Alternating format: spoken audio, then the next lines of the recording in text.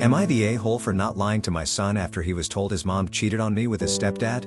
When my ex, 30 years old, female, was pregnant with our son, 11 years old, male, she cheated and left me for another guy. She even tried to put him on the birth certificate, which brought on DNA testing and a 3-year-long custody battle where she and her husband did everything to try and take my son from me. Because of the cheating, the attempts to prevent me from being in my son's life, and many lies told, even to CPS, about me, there is no civil or co-parenting relationship between us. We always sit apart when we're at the same event for our son. We communicate only through an app assigned by the courts. We have third parties handle custody exchanges. That's just the way it has to be.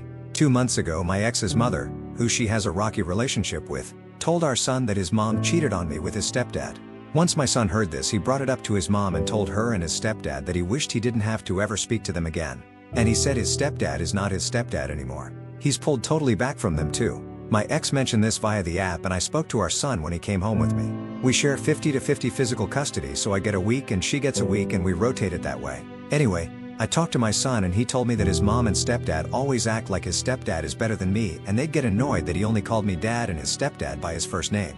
And finding out they had cheated made it so much worse, and it made him really mad. He said he never liked his stepdad, which I already had some awareness of, and he wished he'd go away now. He was upset his mom would do that and then say the stuff she does about him being a good dad to him and stuff. I told him I didn't want him to dislike or hate anyone because of me, but I wouldn't force him to like or love someone either.